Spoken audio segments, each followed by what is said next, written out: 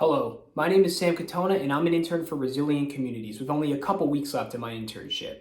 If you're watching this video, that probably means that you'll be coming to Morocco on behalf of Resilient Communities as well. In this video, I'm going to be discussing some of the things I've learned while I've been in Morocco in hopes of making your stay here a little bit easier. The topics I'll be covering in this video are dealing with time change, RC work expectations, cultural differences, homesickness and how to deal with it, and travel in Morocco. So the first thing I'm going to be talking about is dealing with time change in Morocco and RC work expectations.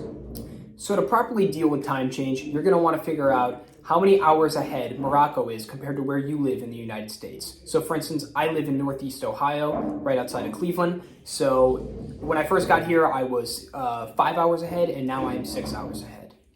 The time change may cause a little bit of jet lag, so just be prepared for that and try and stay hydrated, as that is a good way to negate that.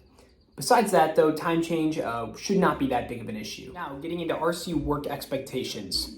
The internship is going to be broken up into two main parts. These two main parts are the first part, which is the language and cultural learning phase, and then the second part, which is the actual work phase of the internship.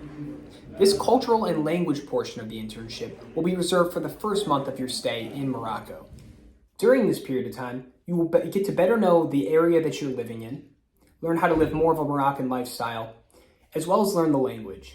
You don't have to be an expert at the language, and you probably won't be after 1 month. However, it is imperative that you have a general sense of the language by the end of the first month, as you will be using it in the future. After this first month is over, it's time for the work phase of the internship. During this time, you're going to want to find out what your exact work hours are. For instance, mine, I work from 9 to 5. That may differ based on what you have talked about with your boss and your UC instructor, but just for me, it was 9 to 5. You're also going to want to find a good work routine to get into. For me, what that looked like is I would wake up at 8:30. What I'm doing actually is I wake up at 8:30. I get dressed, brush my teeth, go straight to the cafe. I don't even eat breakfast. I get done when I need to get done at the cafe. Cafes are a great place to get work done as they have good internet connection. A lot of other places in Morocco don't have good internet connection, but new cafes do. And then I come back around 12, eat breakfast, lunch, whatever you want to call it. And then sometimes I'll stay in the house, and sometimes I'll go back to the cafe to do more work until 5 o'clock. Another thing I'd like to talk about is your free time here in Morocco. Now, first and foremost, you're here to work. But at the same time, you're in a different country and you want to experience as much as you can while you're here. Now, I feel I did a ton of cool things while I was here. But what I'm going to talk about is two things that I did that I thought were super cool that you could replicate. So the first cool thing that I did that you can replicate was I went on a guided tour. Now, I did this in my second week in Morocco. You may do this towards the end of your internship. But I was lucky enough to be able to do it in my second week. I went with the family I'm staying with, and we had a great time. Some things I did and saw: I rode a camel through the Sahara Desert. I drank camel's milk. I drank water straight from a mountain stream. I saw a wild boar in the mountains. I saw wild goats in the mountains. I stopped in Marrakesh and a place called Merzouga and a ton of other different cities. I saw a ton on this trip. These guided tours are really going to help you kind of just see the very cool things that Morocco has to offer. And another cool thing that I did is I went to Spain. Now, if you're in Morocco for longer than 90 days, you're probably over here on a tourist visa. And if you're in Morocco for longer than 90 days, then you have to actually leave Morocco and go to a European country, preferably, and then come back to renew your visa. So the easiest way to do this is to go up to Tangier, which is the most northern major city in Morocco, and you're going to go on a boat, and it's going to take you a ferry, and it's going to take you across the Strait of Gibraltar to the country of Spain in Europe. So I went to Spain. I was there for 3 days, but only one full day, and it was one of my favorite experiences while I was here. It was very cool going to the beach, just kind of walking around the streets. You're going to a whole nother continent, which is just really cool. You can check that off your list. I met some cool people. I Went to a candy shop. They had all sorts of like cool candies and stuff, and I bought some stuff there. It was a really, really fun experience, and it's definitely something I recommend. Next, I'm going to be talking about cultural differences in Morocco. The first cultural difference I'm going to talk about is re-wearing clothes. In the United States, it's pretty typical at the end of the day to take your clothes you've been wearing all day and throw them in the hamper or the wash. But Morocco right now is facing a serious water shortage problem. So one way to negate this problem is to re-wear your clothes. Now, there are exceptions to this. If you've been doing physical activity all day, or you've been on a bus with sweaty people and your clothes are gross, in that situation, you could just throw your clothes in the wash. However, if you've just been sitting inside the house doing work or at the cafe doing work all day and you haven't really done much physical activity or traveling, definitely re-wear those clothes. Another way of preserving water is to take only a few showers a week.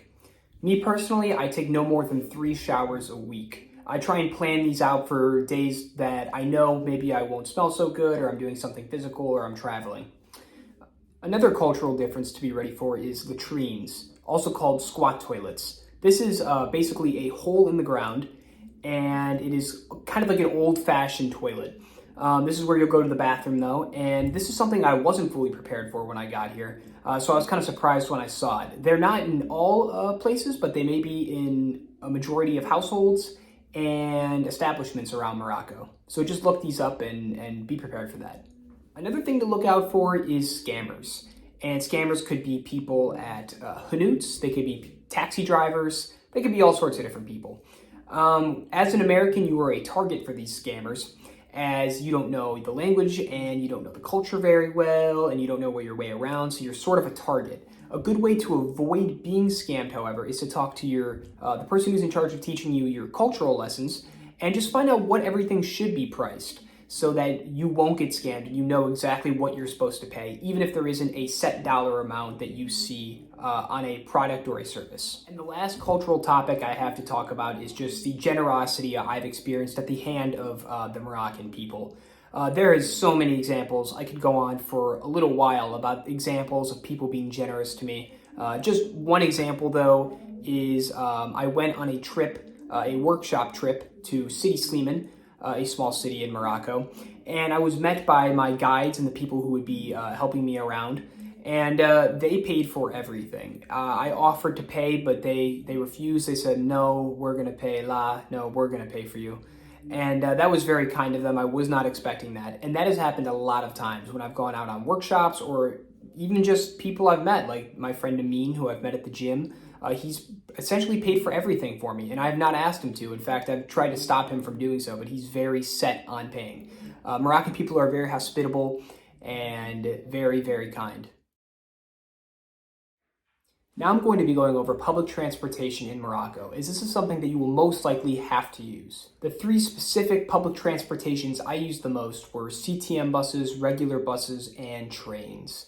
CTM buses are large buses that can take you far distances. There's a station in Rabat, actually, probably wherever you're staying, that is a CTM station, and you could buy a ticket to go to a farther location with that. There's also trains. You can similarly go to a train station. Once again, there is a train station in Rabat and many other cities. And you can go to the train station, purchase a ticket, and then you could take that train a fairly far distance. And then you have regular buses. And these buses, usually for me, like I live in Salah Al Jadida, and it's about 5 dirhams to get from Salah Al Jadida to Rabat. And 5 dirhams is a very typical cost when you're traveling on these buses. The final topic I'll be covering in this video is homesickness and how to deal with it.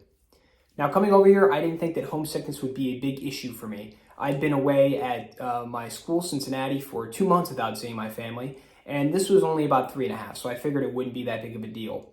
However, just being so far away from home, being so far away from all your friends and everyone you socially interact with can take a toll on you, and it did take a toll on me. The best way to deal with this homesickness I was feeling was to call family and friends and just talk to them. It's sort of a reminder that, hey, everyone's good over there, you're good over here, you're going to be going back eventually, this isn't forever. And just to try and keep enjoying your time here and stay focused on here, because that is what really matters, is that you're enjoying yourself over here. Everything's going to be waiting for you when you go back. I hope if you watched this video, it helped you understand Morocco a little bit and better prepare yourself for your journey. It's going to be fun. It's going to be something you never forget. And just remember to work hard, stay focused, and try and enjoy yourself. Thank you.